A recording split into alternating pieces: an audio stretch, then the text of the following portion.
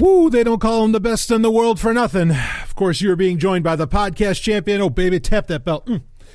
That is I, the Golden Stallion, the man of tomorrow, Savzu, the rated R radio star. You know, talk about a couple of fucking double whammies, right? Like, you have the big voting day and fuck voting. Of course, a lot of you patrons saw my post about that, which was actually public, but whatever. It seems like it really does feel like the whole non-voting segment of libertarianism or anarchism is just like, or, you know, the anti-electoral politics aspect of that is like dead. And what a pity, but whatever. I'm never going to change. And I mean that. I am never going to change my mind on that. In fact, I remember somebody kept hounding me. Yeah, but if you did vote, who would you vote for? And, you know, during the 2016 election and everything. And I don't know what the fuck they were expecting me to say. Eventually, I said, you know, what I would have done. And they were not pleased with that answer because it wasn't Gary Johnson, it wasn't Hillary, and it wasn't Trump. They did not like the answer that I gave. I mean, and it's bullshit, like to even war game like that. What the fuck are you thinking? Complete waste of time. And then, you know, all weekend, it feels like it pretty much started on Thursday, right? But Monday was the official day of recognition. Fucking Veterans Day. And, you know, longtime listeners of Sovereign Tech, you know the deal, you know the score. You know, I am technically a vet, okay? Was in the U.S. Army for some years, and you know, fuck that shit too. I hate that day. Like, I hate it with a passion. You know, it drives me nuts. And I mean, fortunately now, for me, I don't have to actually go to an office to work. Because when I used to go to an office to work, everybody in the fucking building would come to my office. Or if it was my bench when I was a technician or something like that, because everybody knew, oh, yeah, Brian was in the military. Oh, decorated. Oh, blah, blah, blah. You know, he did this. He did that. And which, look, I don't talk about it. Like, depending upon the place of work, it was usually like, you know, my parents or somebody, you know, a friend or something that would tell other people about it. And just, you know, and you get the whole thank you for your service. And it's like, wow, you know, like, would you go thank an axe murderer? I mean, I'm not an axe murderer. Well, you get my point. Like, I am in no way proud of my military service, not even remotely close, not for a second. And, you know, when you have whole holidays that are supposed to venerate this crap, oh, man, it's depressing. It's absolutely depressing. That's why, like, Monday, I didn't really release anything. I was tempted to write up, you know, an anti-war, anti-military screed. And because, you know, the dumb shit that happens is you get these idiot libertarians, or I'm not saying all libertarians are idiots. I'm saying the idiot ones. And these idiot anarchists, obviously I'm not saying all anarchists are idiots, otherwise I'd be calling myself an idiot. Come on and say, oh, I want to thank all the private you know, defense forces and all this stuff. And it's like, shut up. You know,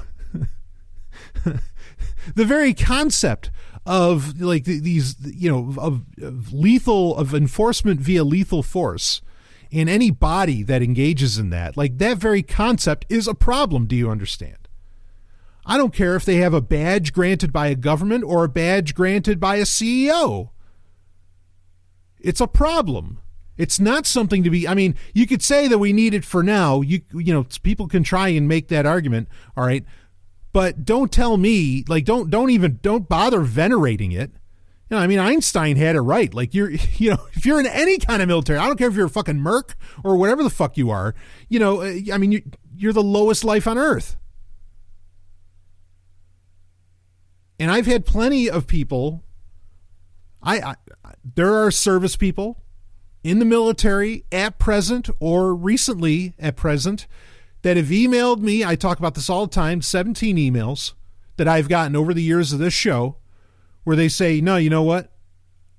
You convinced me. I'm out. I'm done. I'm not even going to pretend anymore. It's over. No more military for me. Fucking right. Damn straight you go and you do that. You have that courage and you say, fuck this shit, and you walk. or whatever. If you want to finish out your tour, like, I understand that, and other things. Like, I really, I've had plenty of people, when I was on Free Talk Live, people would call in about it, and I would talk about it, with them, and they'd say, what do you do? And I say, no, go ahead, finish out your tour. Like, you might as well fucking take those bennies, and if you don't have to go AWOL, don't. All right. But if you feel strong enough, like if it's really hitting you that hard, I mean, because there's a lot of different jobs in the military. You could be a pencil pusher, or you could be a child pusher, or who the fuck knows what, or a drug pusher, for fuck's sake. If you have, if your convictions hit you and you got to go AWOL, then fine, you do that too. Yeah. So fuck Veterans Day. Like, just fuck it. It was so great. I really needed to do. There's some things that actually dropped today.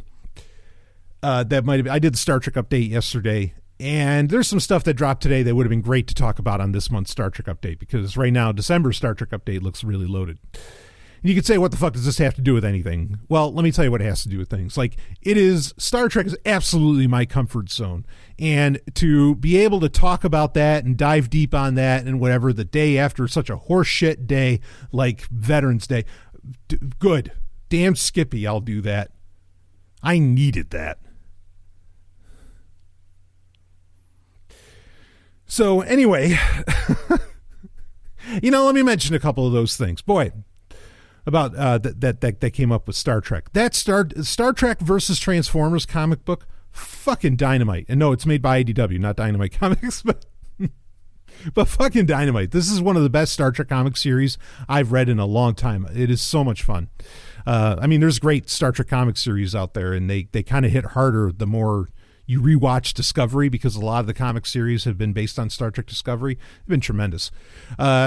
Anyway, there was, speaking of Star Trek Discovery, one of Discovery's really, I think, top talents that doesn't get enough credit, which is Mary Chieffo, who plays L'Rell, who's now Chancellor L'Rell, the Klingon High Council. She put up a video today of her in this very interesting, she's in full makeup. She's got her hair, she's got the ridges on the forehead. She's in full L'Rell outfit. It looks like she's on the Discovery.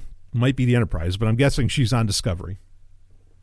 And she's wearing this like black and red dress. Very, very slick. Almost looks vampirish, but or vampiric, but it really, really nice. And she's like dancing to Demi Lovato in it. But it's pretty amazing. You got to understand, like, we've only really had one, very few shots of anything happening, certainly with the Klingons anyway, in, as far as what's coming up with Discovery Season 2. And so this is worth it just to see, like, another aspect of L'Rell. But then the really interesting thing is that about a minute into the video or so, Ash Tyler, the character of Ash Tyler, played by Charizard, whatever the fuck his name is. I think that's a Pokemon, but we're going to run with it. All right. My fucking show. But he walks in, and he's a full beard, and he's wearing a Starfleet uniform again. But he's clearly in Season 2 garb, and obviously L'Rell has hair, so there's no question this is from Season 2. So is Ash Tyler going to join Starfleet again? I don't know. Anyway, we talked about a lot of different things yesterday on the Star Trek update. If you didn't listen to that, you would definitely want to check that out. I have such a great time talking about Star Trek, and I really do want to get it to where there's more regular co-hosts in the Star Trek update. I'm still figuring out what exactly that would end up looking like, but Sovereign Tech's always looking to expand, so we'll see. But anyway, yeah, so interesting stuff happening with Star Trek, as always. I think there was some other announcements. Oh, no, that had to do with Star Wars, which we'll talk about on the Star Wars update. But fuck, did I think it was hot as hell that Gina Carano's going to be in the new Mandalorian show? Oh, you bet your goddamn ass. I've been nuts over her since American Gladiators, and really, like, wow, go watch that from 2008 when Hulk Hogan was hosting it and everything. That was tremendous. I loved American Gladiators back. And someday I'm gonna, you know what? For a climax, I'm going to do a review of American Gladiators at some point, because I think that's worth talking about. I am such a fan. Like, I like watching the really old ones, and I watched them as a kid. I watched the old ones all the time too. With Nitro and Turbo and all those guys and everything and the gals. I thought that was awesome. In fact, I do it for episode 302's climax, but I already have something to talk about for the episode 302 climax. I watched a documentary. We're going to get into your questions. We got great questions to get into. I watched a documentary called The Commodore Story, which I think came out in might have been this year, or maybe it was 2017 that it came out. And it's really telling the entire story more or less from the PET, which is the original Commodore computer. Jack Tramiel, the whole thing, like originally with the PET, then to, the VIC-20, even though they really brushed over the VIC-20. They didn't talk about the VIC-20 for long at all. They went to the Commodore 64 pretty quickly, and then they talked about the Amiga, the Amiga 500, the Amiga 1000, the Amiga 2000, so on, after that. And there was some brief mention of the Commodore 128 and so on. This is almost, or maybe it was a little over 2 hours as far as the documentary goes. I'll let the cat out. I'm going to go in depth on it during the climax of this week's Prime episode, but I'll tell you right now, I wouldn't bother watching it. Like, there's some interesting stories here and there. It sure is fucking worth 2 hours. Like, there's a lot of filler in there. This is probably a Kickstarter documentary. I'm not exactly sure. I'll find out probably before I talk about it on the climax. But I was really displeased with something that has as much. I mean, they talked to a lot of the people involved with Commodore. They did. But with so much history and so much going for it, there should have been a lot more details, finer points discussed with it. And like I said, I feel like there was a lot of like really just kind of ridiculous filler involved. Now, one has to be careful. What rights can you talk about as far as things go with the Commodore and so on? That can become a bit of an issue here and there. But anyway, something I want to bring up, talking about that, something I'm not disappointed as far as the Commodore goes. First off, I still love my C64 Mini. In fact, it's in the BDSM studio here, and it's plugged into the big monitor behind me almost all the time. In fact, the day after this gets released, this episode, this Q&A, your Sovereign Tech Patreon only Wednesday Q&A gets released, I will be doing we'll be doing our live Q&A hangout, and I might just have the C64 Mini running in the background, because I do that with full video, the hangout, and there's always the screen behind me. Usually there's Matrix code or Starfield or something going on behind me. This time, I might actually like just have like the C64 kind of running in the background, because it just looks so cool when it does that. But something that got actually sent to me that is absolutely beautiful and I'm totally pleased with, besides the C64 Mini, even though I think this is relevant to it, there is, in Europe, people forget a lot about, in America anyway, in the United States, in the colonies, as I like to call it on Sovereign Tech, people forget that there was a huge independent computer industry in Europe, throughout the entire PC revolution, where we were dealing with IBMs and everything, as to where over there, they were dealing with, Sinclair, right, with ZX, with those computers, or even game machines like the ZX Spectrum and so on. The Commodore 64 was wildly popular in Europe, wildly popular. I mean, let's be clear here. The Commodore 64 is literally the best-selling computer of all time. And that's for good reason, because it was so adaptable, and there was just so much software for it and everything. I mean, it was really, really fucking brilliant in its day. And I don't know what it is. I don't know. There's something funny, okay? I want to talk about this. Like I said, we will get into your questions, all right? But I want to talk about this for a minute. There's something very odd that, like, one of my favorite magazines that I read to this day is Retro Gamer. It's been around for a few years, whatever. I have no idea why in the United States there is not a magazine, a comparable magazine here like that. In fact, there is almost nothing in America as far as magazine-wise, or that is some kind of annual publication that celebrates really the retro community. I mean, it just doesn't fucking exist. And it's funny. I mean, most like, you think of the game magazines or whatever that exists right now, whatever gets pushed out there. It's all about the new stuff. The weird thing is that in Europe, the retro magazines sell fine. it's the newer ones like Games TM or whatever. Those are the ones that cover all the new games. They're the ones that get shut down. They have to shutter their doors. But all the retro magazines, live on, no problem. And there's tons of these in Europe. And throughout Europe's history, there's been tremendous, you can't call them even fanzines. I mean, they're just stunning. One of the more popular magazines that had been around for a while was Zap 64 back in the day. This was like the Nintendo Power of the Commodore 64, effectively. In Europe. Now, interestingly, and I think this was also part of a Kickstarter, but you can get it independently as well from Fusion Retro Books, which I think they're not related to Retro Gamer, but they kind of are, I think. Anyway, I don't know what that whole business structure looks like. But anyway, they came out with a annual for 2019. And you can get your hands on this, and I got one sent to me, and it is beautiful. And it covers, the beautiful thing is, yes, it covers the history of Commodore. Of course, Retro Gamer did they did an actual entire book about the Commodore 64, which is one of the best books on the computer itself. But they, like this is just loaded with, the amazing thing is this new issue, or this annual, 2019 annual, of Zap 64, all about the Commodore 64, that's all it's about, is covering all new games and content for the Commodore 64, and it's huge. I mean, yeah, granted, it's only comes out once a year, if it's even going to come out in 2020, we don't know. But that's amazing to me.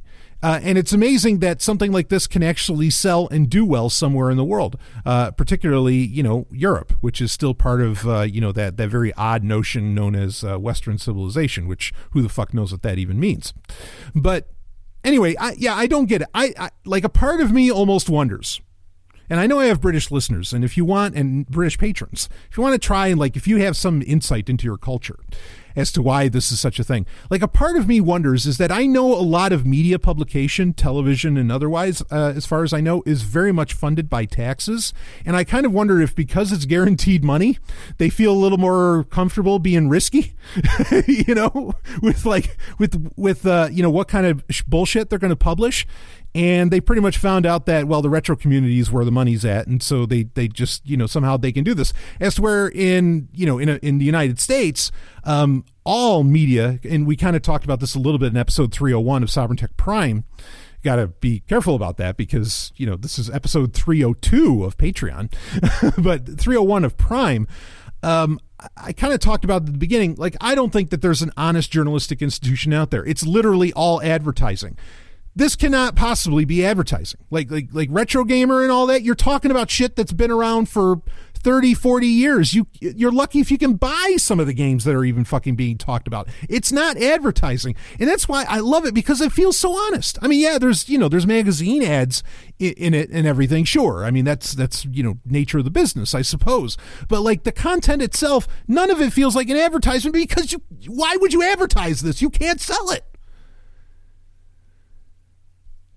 And I don't know why it seems like the kingdom turned upside down in the United States, where everything is just about new. And honestly, every fucking publication, every book, every interview, go down the goddamn list, everything is just marketing. Everything is an advertisement. Nothing is really about passion for whatever the fuck the magazine or journalistic institution or whatever claims to be passionate about. It's just not, And it shows when you read something like this little book, it's not little. This is a big, it almost looks like a yearbook, from high school. But Zap, that's 2 Z's, ZZAP, exclamation point 64. But Zap 64 Annual 2019. It is beautiful. I'll be reading this for years. And the best part is that because it's not the internet and you don't have to go hunting for things, you can just flip through this and you find out about all these great games that I get to load on my C64 Mini. It's fucking awesome. I should probably be talking about this on our new podcast series for the $5 patrons, which is Game Talk. But fuck, I'm talking about it here. And I'm actually putting the book back if it sounds like my my voice is coming from the side because, I record this shit live. Oh, look at that nice Batmobile book. Oh, I wonder where that came from. Anyway, so you never want to have dead air. Always keep talking, even if it seems asinine or inane. Okay, keep talking. Not that I think anything I ever say is asinine. Well, I've made an ass of myself a few times. Not that that's what asinine means. Woo. All right, let's get into your questions finally. But also just a quick reminder that if you do want to help out the show, you're already a patron. You're doing so much, and I am so honored. But if you want to help out more, of course, there is the Amazon wish list where there is equipment that is needed for Sovereign Tech to continue to, like I was saying earlier, grow. You can just go to wishlist.sovereigntech.com, and that'll get you your hookup. It'll take you right there. And anyway, thank you in advance. I know some of you have already purchased stuff off of that. I really, really appreciate it. So, okay, let's get on with our questions here. And the first one, so I got the question, it was actually in episode 301 of Sovereign Tech Prime about Quad 1, which is, the DNS, resolver, which is 1.1.1.1 from Cloudflare. That is very fast, claims to be the fastest out there. Of course, that depends on whether or not you live right next to your ISP, but in general, it's a fair claim to make that it's about the fastest. And the question was, had I talked about it before? Had I heard of it?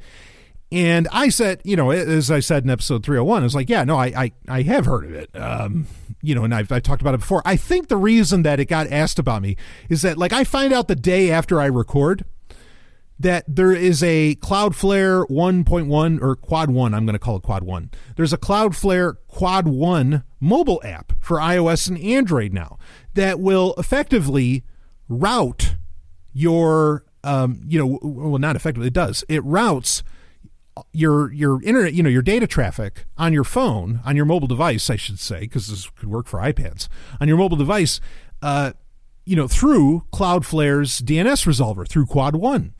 And, so anyway, somebody asked me about that. It's like, well, what do you think of the app and whatever? And, they kind of went down the list on everything, and they said how Quad 9 doesn't have an app. Okay, so what do I think about this? I think it's great. I mean, it's just an app you can install, and it's instantly trafficking everything through Quad 1. Dynamite, for iOS and for Android.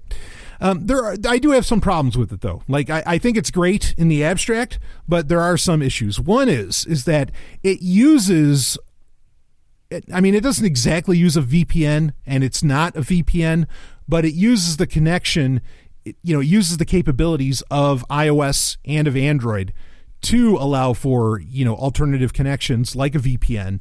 It uses that, that aspect of the operating system to connect to Quad 1 and to route everything through Quad 1. So what's the problem with that? The problem is that if you want to run a VPN, an actual VPN like private internet access or AirVPN, something like that, if you actually want to run that on your mobile device, and that's a fine thing to do, I do it a lot, you can't. You'll have to disconnect. You can easily turn off Quad 1, the app, on your phone or tablet, and then just connect with your VPN. But do understand that you can't run both. I guess you could argue it would have been nice to have been able to run both, but here's where things get interesting. Okay, so I'm not the biggest expert on iOS. At some point, I should probably change that. So I'm not sure exactly what iOS allows for. Certainly, with iOS 12, which, boy, did everybody hear about that phone that blew up as soon as it updated to 12? Oh, Apple, you are on fire. Oh, wait. Oh, shit. No, not like that. You don't want to be on fire like that phone. Anyway, it's an iPhone 10, and another dream goes up in smoke, as Sammy Hagar would say.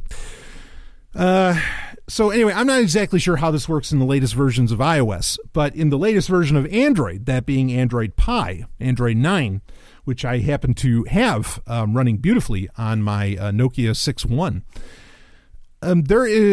it's very easy within the settings to route all your traffic through whatever DNS resolver you want. So I looked into this feature, and this is the Cloudflare app, the Quad 1 Cloudflare app is great if you're not running Android 9. If you're running Android 9, just go ahead and plug it in manually. And it's not hard to do. I mean, like you could literally type in you could open up your settings, right? I think everybody that has a smartphone at some point knows how to open up settings. Go to the search box at the top, type in DNS, and it will come up again with Android 9. And there will be a section. Do you want automatic? Do you want manual? What do you want? And it gives you the choice. And you can put in the 4 digits of whatever DNS resolver you want to run with. And like I have right now, I have my smartphone going through Quad 9, not Quad 1. I am more of a fan of Quad 9. I'm not saying there's anything wrong if you want to run Quad 1, go ahead. But I prefer to use Quad 9. And so anyway, you can just set it. You don't need this app at all. And with this, doing it this way in Android 9 allows you to still run your VPN without having to, switch through a bunch of different apps. And I mean, and that is a thing, granted, I am all about, what some people would call slow computing. If you have to go through a few extra clicks to have the security and whatever else you're doing that you want, I don't mind if it takes a few clicks. Like, that's okay with me. I get it. But one of the nice things about Android is that you can configure the quick functions on the top drop-down menu.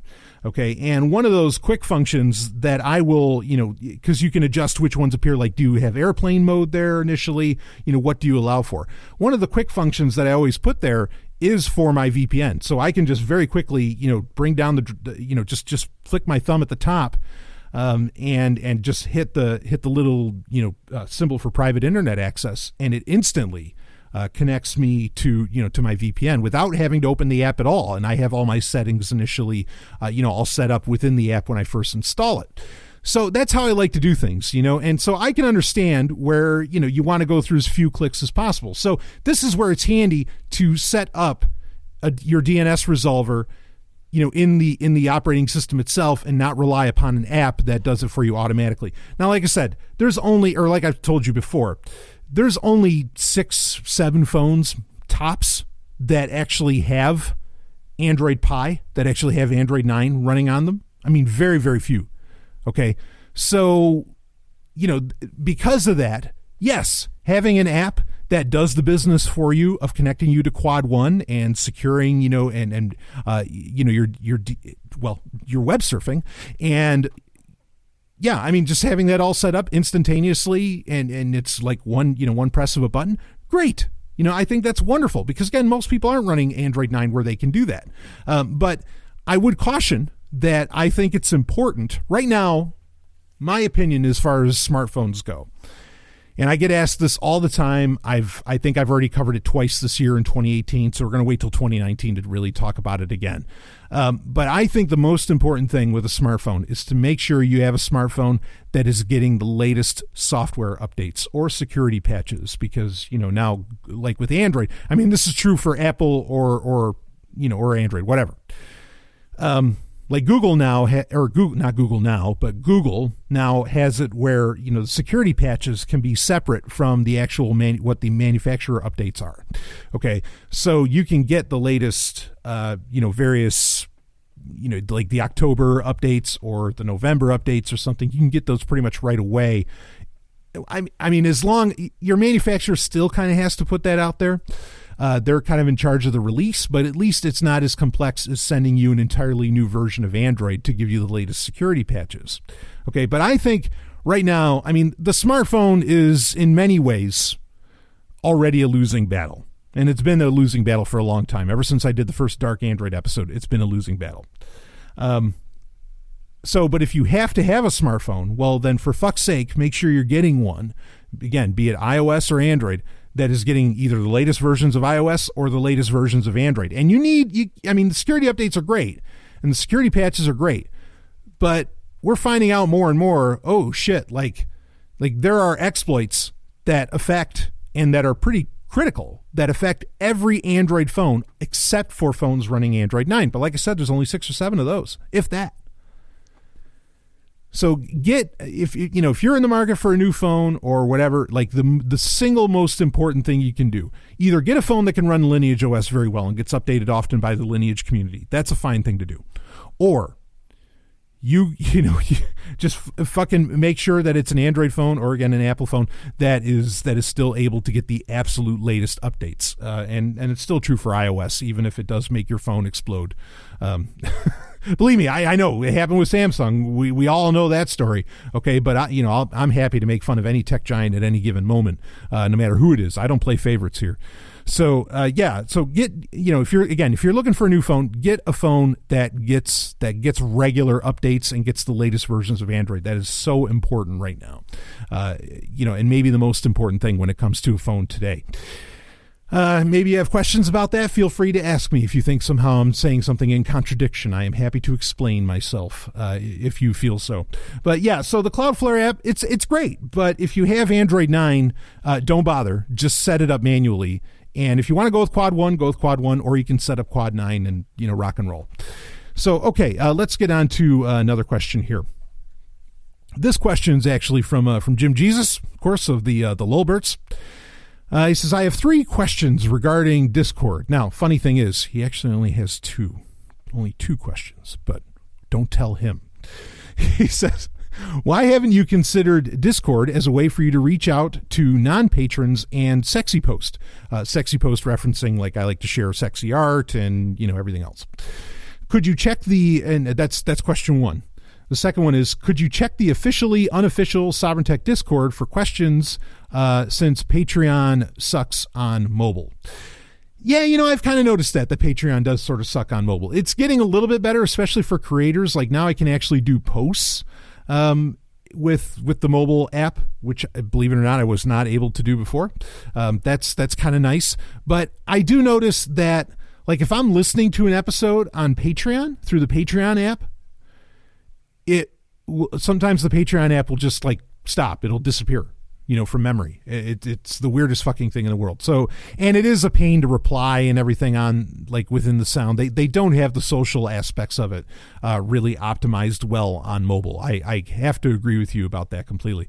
But anyway, so yes, to answer your second question, I absolutely will. Maybe the third question was somewhere else, but anyway, I absolutely will look into, because I do have a Discord account. I am in the officially unofficial Sovereign Tech Discord, which I think Jim Jesus himself set up. And yeah, I will look in there for questions. That's fine, because actually I keep Discord open all the time, and I have it on my smartphone as well. I mean, it's always there. I just don't, I don't often look. But yeah, I will look there for questions. No problem. And so anyway, but to answer the first question, why haven't you considered Discord as a way to reach out to non-patrons and Sexy Post? Look, I have no problem with Discord. I actually approve of Discord. I think it's a wonderful, fine and dandy thing. It's nay a miracle. Like, I feel like in either 2016 or 2017, it just like blew up out of nowhere. Like suddenly everybody was talking about it. Now I'm sure a lot of that was paid placements, right? Because again, there's no real media journalism in the United States. Everything is native advertising. I imagine there's a lot of paid placements, but Discord delivers, and it's a great little project. I have had no issue with any of their actions or anything. I mean, you're running servers wherever, it's not exactly distributed, but it does the job. And it's, if there were a modern IRC, it's probably it. And I do like the feel of that, because I love IRC. And I still run on Freenode. I still run, the Sovnet room, hashtag or number symbol, whatever, SOVNET. I still run that, and you'll see Lord Sovereign there. That's been my IRC handle for a while. Like years. Okay. So, but yeah, I do look in, I can look in the Discord channel, and I do want to do the favor of, maybe this was the third question. I am happy to promote actually the Discord channel, because I do want a place where people can get together that isn't playing into one of the tech giants. I think that's great. So there is a link in the appendix for this very episode, and it'll be in just about every episode from now on, depending upon what kind of episode it is. It'll be in the Sovereign Tech Prime episodes as well, and I will mention it on the Sovereign Tech Prime episodes that there is a officially unofficial, it's not run by me, Sovereign Tech Discord server that you can connect to. The link is in there. You can use that link and you can get in.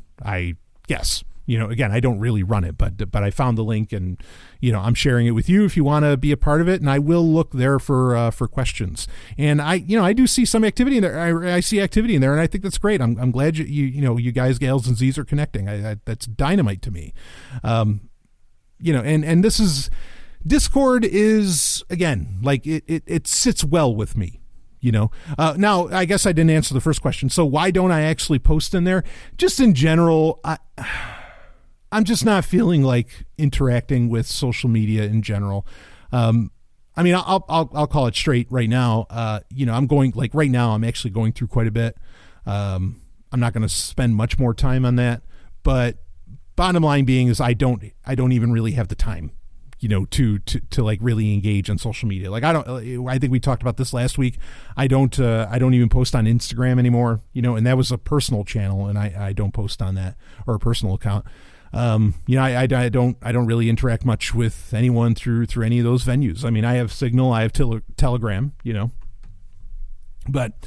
you're free to try and reach out to me through those. I'm not opposed. It's just, I am so ridiculously, I've said this before.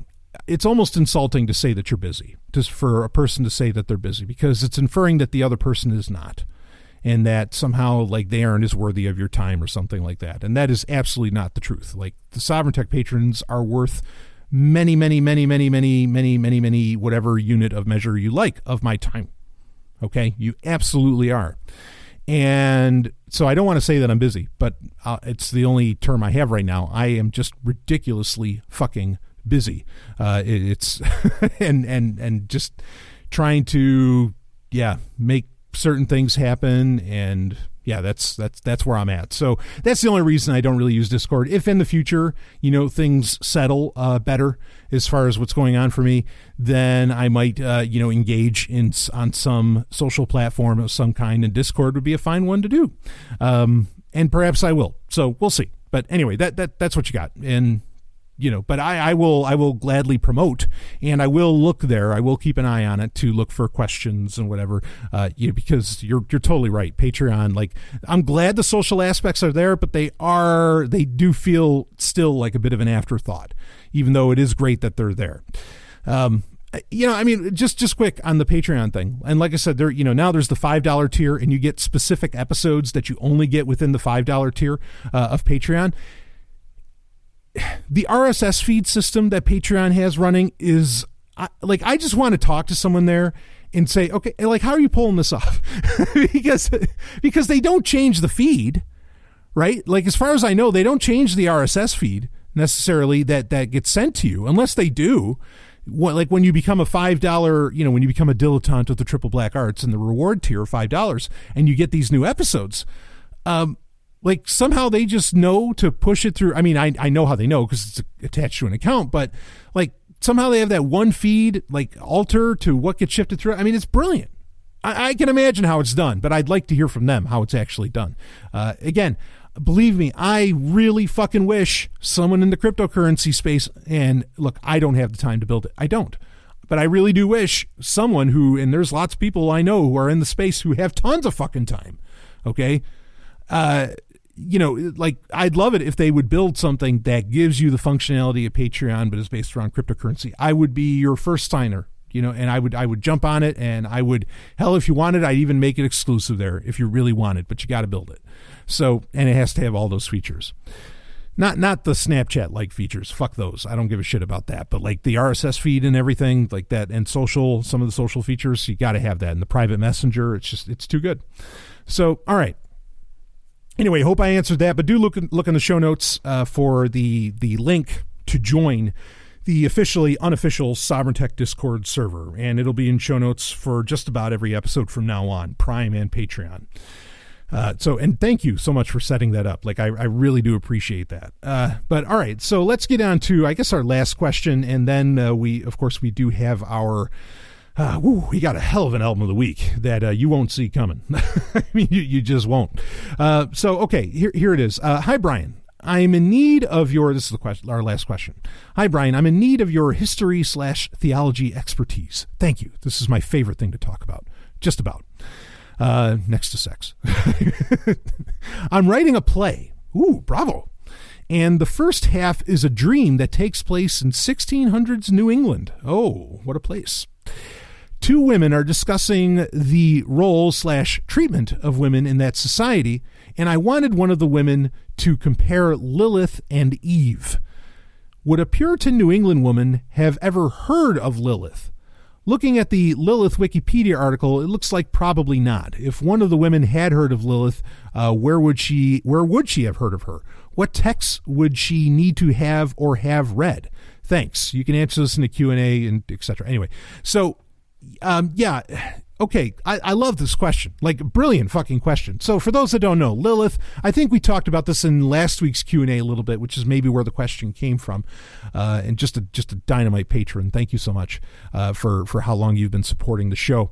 But anyway, so as far as with Lilith, I'll answer this here. So Lilith is this...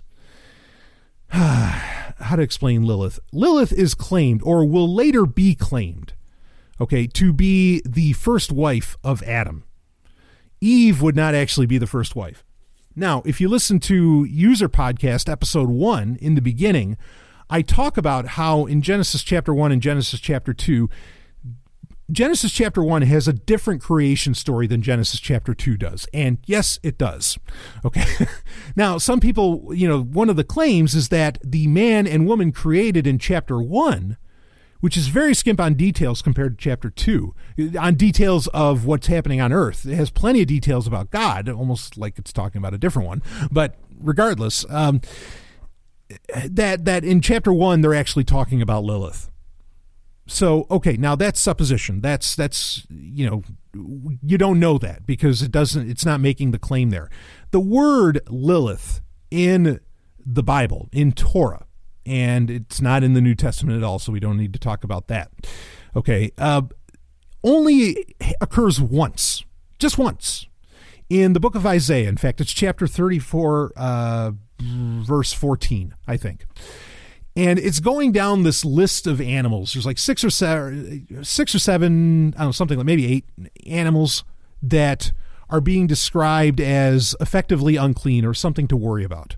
Okay, and if you're reading it in the King James, I think the King James version calls it the night monster, and you're like, or no, maybe calls it like some kind of owl or something. But anyway, it often in English, it gets translated as the night monster. The actual word used there is Lilith. We don't know what the fuck Lilith is, what a Lilith is. And in fact, if you get to, and it gets stranger, okay, because Lilith is usually attributed to being one person, one woman. All right. And she is, kind of the Midrashic story, kind of the Jewish folklore that exists around the character of Lilith is that she was the first wife of Adam. She was made at the same time as Adam, which Genesis chapter 1 would suggest that the man and woman were made at the same time. It's not until chapter 2 that there's this whiff of, that the woman is made after the fact. Okay, and I explained last week, you can listen to it, I talked about kind of like the 3 wives of Adam, and yeah, like in some cases there's 3. And, what the story was with that. But with Lilith particularly, she was made at the same time as Adam. She considered herself equal to Adam, and when they go to stoop, Lilith says, I'm not going to be on the fucking bottom. I'm equal to you. I want to be on top. And Lilith would go on in particularly like in the 19th century, 20th century, and into today. Lilith often gets used by feminists of all kinds of different persuasions and waves, from first wave to third wave to whatever, as a symbol of feminine power, right? Because of this folklore, this story that exists around the character of Lilith. And Adam, refuses with Lilith. He absolutely refuses, says, oh, no, that's not how this works.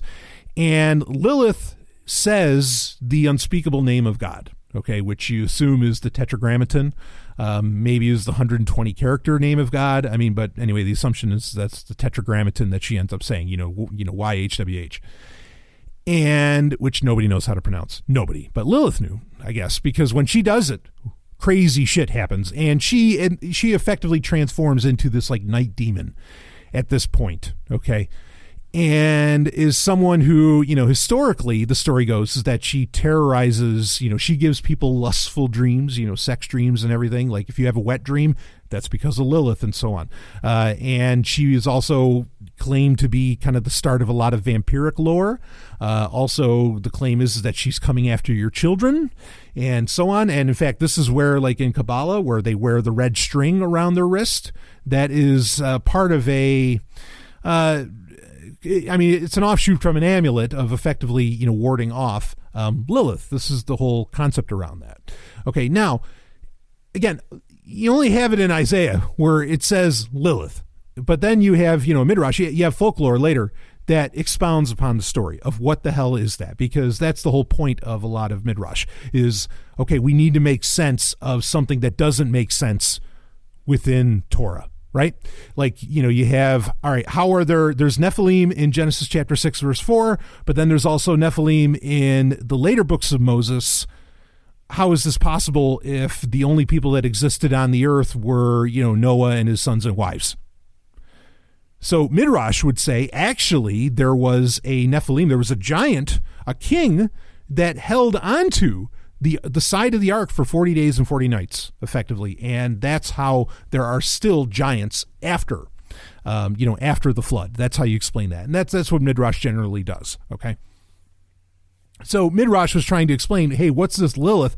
Also, why does, as I said in user podcasts, again, it's not like I was telling you a new idea.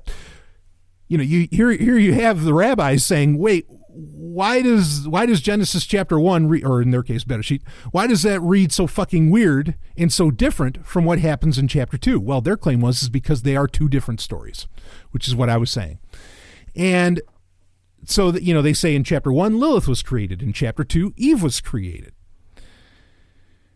Now, and that's their way of like trying to explain that. And also like, okay, what the hell is a Lilith that is in Isaiah 34? Now it gets weirder because in Qumran, with the Dead Sea Scrolls, you found a fairly complete edition of the book of Isaiah. I think they technically call it like the Greater Book, or it's the Great Isaiah Scroll. That's what they call it. I was going to say the Greater Book of Isaiah, but it's the Great Isaiah Scroll, which you can actually read, at the Museum in Jerusalem. It's there for, on display.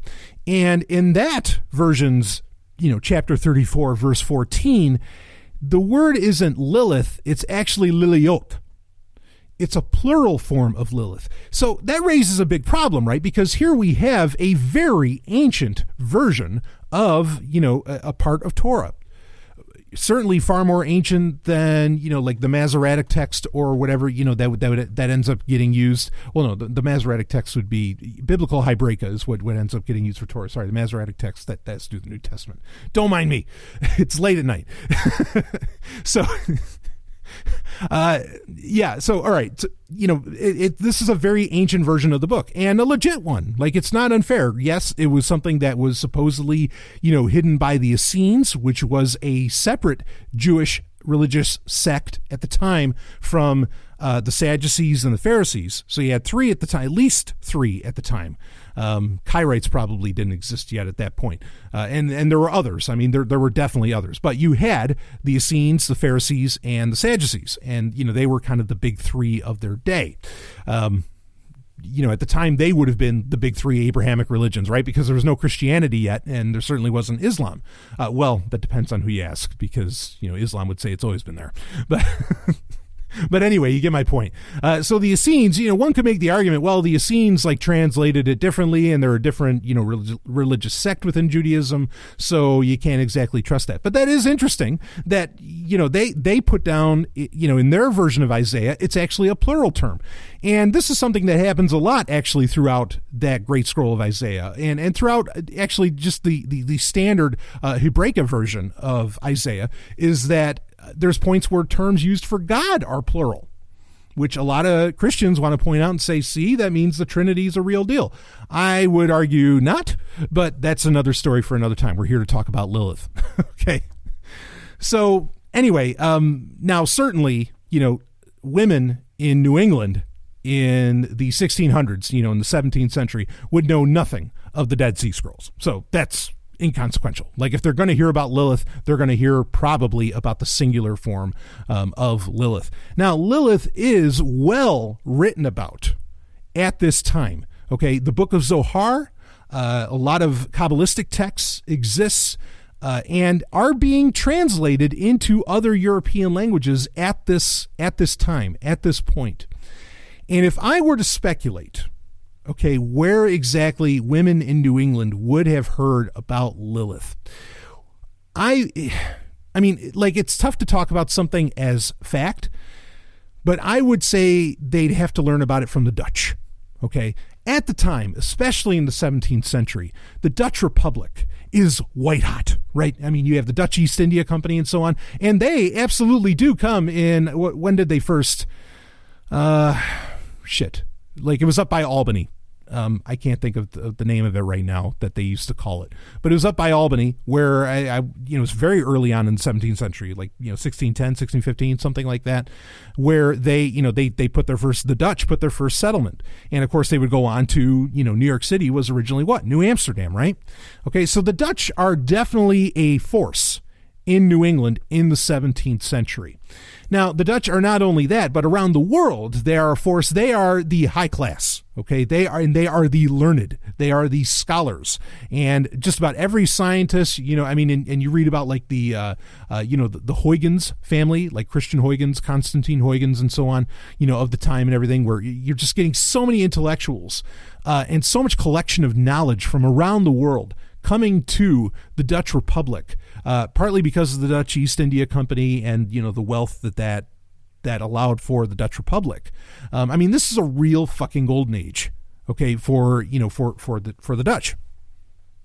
And they would have, and in fact, pretty much later on, that yes, and around that time, they would have had access to Kabbalistic works, and they would have wanted to read Kabbalistic works. And you do get that, and certainly, we're talking about the time of Spinoza and so on. Jews are a deal in the Dutch Republic. They are a thing. So to say that, a Jew was working for the Dutch East India Company, came to the New World and would talk up, get fanciful, because understand, like the meetings that would happen to like Christian Huygens' house, between all the, like Anton Leeuwenhoek would be there, all these major names in the Enlightenment would be there.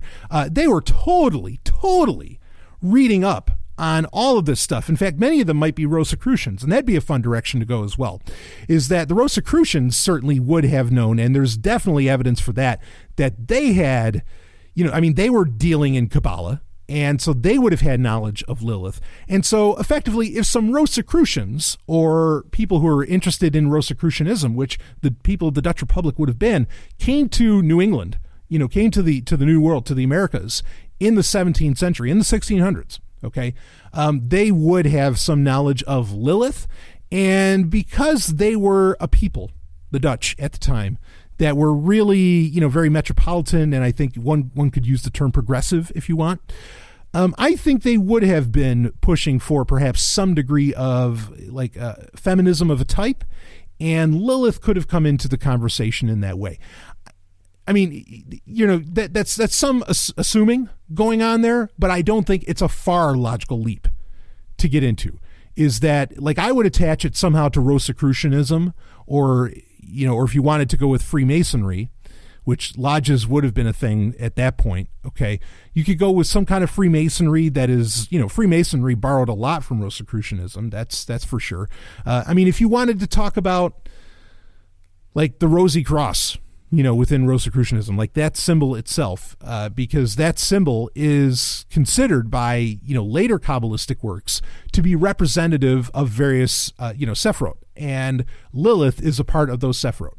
So, yeah, that's where I would go with this. Maybe even directly reference Rosicrucians, because they would be the group, and there's certainly, they'd be a part of the Dutch that would have knowledge of Lilith. That's how I would rock with that.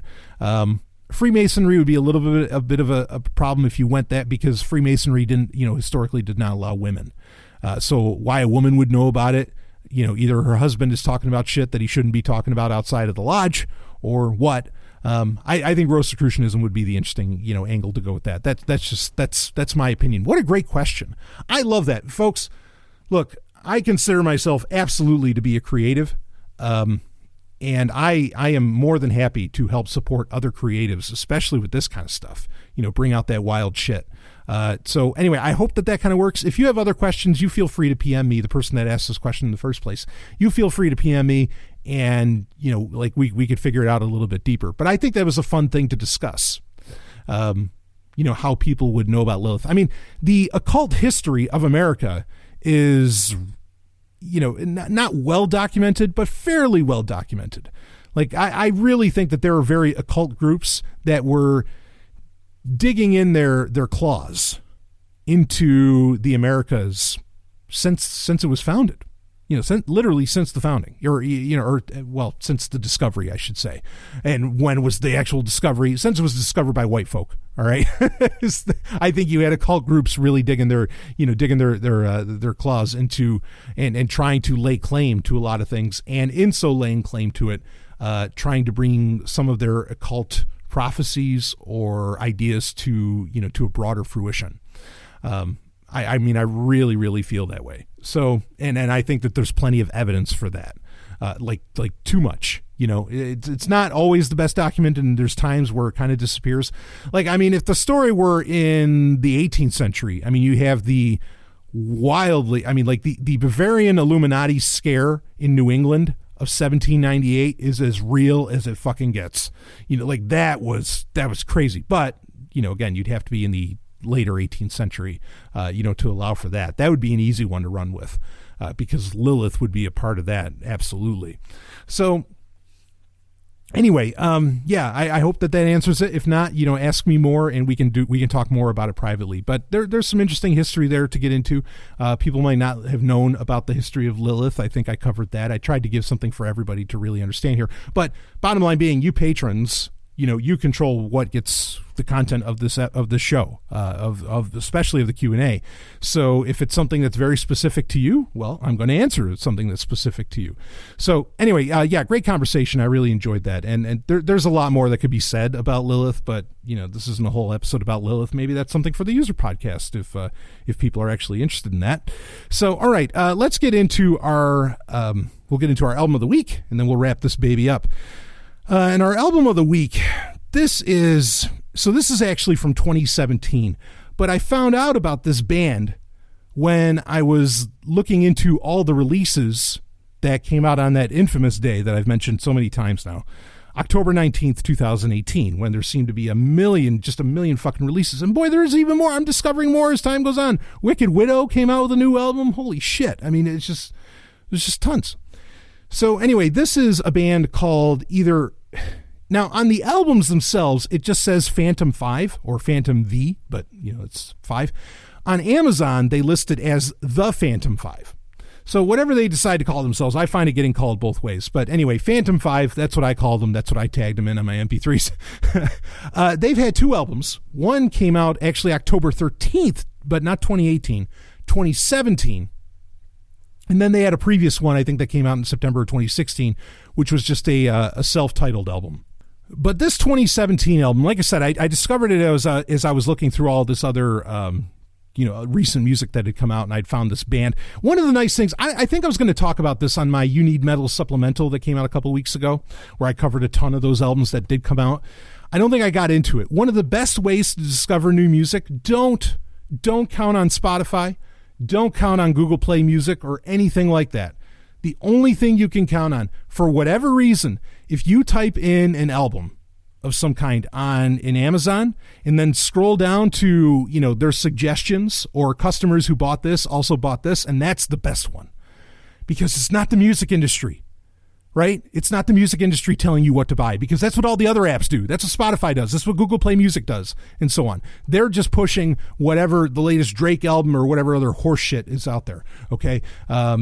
though Katy Perry's not horseshit. But and you get my point. There, Nora's Britney Spears. Woo, baby.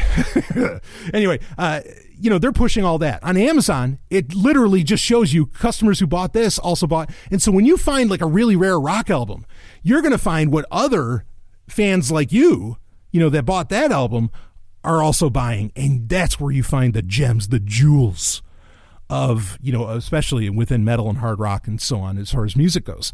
And that's how I found out about Phantom 5. And so I looked into it. I didn't, well, anyway, I found their first album. I thought the first album was tremendous. And so then I picked up their second album. And this is the second album from 2017. It's called Play to Win by Phantom 5. This is 11 tracks that just kick your ass from track 1 to track 11. It's some of the best driving music, some of the best workout music, some of the best fucking music, that you're just going to find. It is tremendous. Opens right up with this song called The Change in You, which is just dripping with hedonism. Like, we are godless, we are this, and it's a bad, and it's totally like 80s style hard rock. Or metal, depending on what term you want to use. But a great melody. The singer is kind of raspy. Not like, he doesn't have the high pitch of Stephen Pearcy, but maybe the best comparison would be like a Janie Lane from like Warrant, where he has like a little bit of a rasp to his voice, and it works. It almost sounds more like Pearcy. Stephen Pearcy had a new album come out too just recently. Oh, fuck. Anyway, I love Rat. We're such a fan of that band. But yeah, anyway, it opens up with The Change in You. Then it goes into Crossfire. And these are all great songs, about whatever, love and sex and, again, hedonism and everything. Then there's Baptized is the third track. Fourth one is Read Your Mind. Baptized is a really cool song. Like, some of it, including in their first album, which is a self-titled album for Phantom 5, some of it is very self-aware, talking about the history of metal. Like, there's songs that will reference the good old days when Dio was around and Judas Priest and whatever else. And I love that. Personally, I am all on board with that. If you want to take me down, down memory lane in your music that sounds like the music from when I was younger, etc., even though I never stopped listening to this kind of music and it still gets made to this day, obviously. That's why I'm talking about this album here. I am totally on board with that kind of self-awareness and that kind of insular attitude within metal itself. It's one of the reasons I love Manowar, right? Because like Manowar is somebody's going to say, what about Nanowar of Steel? Yeah, I know Nanowar, don't worry. but I love that, where like it's metal for metal's sake, just like with Star Trek. I love Star Trek Voyager because Star Trek Voyager is about Star Trek. Like, it's Star Trek for Star Trek's sake. And I know not everybody likes that. People want something that has a broader appeal, that can mean something to everybody. I don't need that. That has its place, and there's other bands that can do it. But I am totally on board with bands that are going to sing about their genre of music, make it insular and whatever, and have like inside references and all that. I am so fucking on board with that. And Phantom 5, they don't do it with every song, but they do it with a few, and it works. And I really, this is like, your fist is just going to start pumping as soon as you open up with The Change in You. And it's such a badass and empowering song. But it's not exactly power metal, right? Like, it doesn't go into fantasy. It sticks within, quote unquote, the real world. And I love it. So this is a tremendous album. I think I talked about, like, maybe that I'd give Band of the Year to, was it Vega that I was going to? I don't know. Well, they actually released their album in 2018. This is from 2017. Boy, if I could go back and pick my album of 2017, it would probably be Play to Win by Phantom 5, because this is just a hard-hitting album that, and fun. A very, very fun album. And do check out their 2016. They have two albums. Get both of them. They're both fantastic. But Play to Win, they really took it to another level, and it's a lot. The first album's a little on the cheesy side, which I don't mind, but I know where other people do. It's a little on the cheesy side, maybe borders on the too insular, like almost to the Nanowar kind of, not Manowar, but Nanowar, as Nanowar Steel, kind of insular, like almost to where it could be seen as parody, like a Steel Panther or Loud Lion. But no, when you get to Play to Win, this is serious as a heart attack, and it's fun. and that's maybe one of the best compliments I could give an album, is that it's fun. So Play to Win from 2017 by the Phantom 5, talking about it a year later, but hey, at least we're talking about it. I'm guarantee you no other podcast is, or I can't imagine what. Eddie Trunks never talked about it, so I'll put it out there. I think they're from like Norway or something, or the Netherlands, which is kind of fitting, right? We were just talking about the Dutch. I don't know that they're from there, but anyway, I love it. Just some great riffs and everything. It's a great time. Very sexy. So, okay, that'll wrap it up for this Wednesday Q&A. Of course, if you hear this pretty soon after release, our monthly live hangout Q&A for Sovereign Tech patrons is going to happen on Thursday. Usually it's on a Sunday. It's going to be happening on a Thursday. This time around, it's at 5 p.m. It's November 15th. And, anyway, I will see you there for that. We'll have a great time and plenty more to come out throughout the month of November.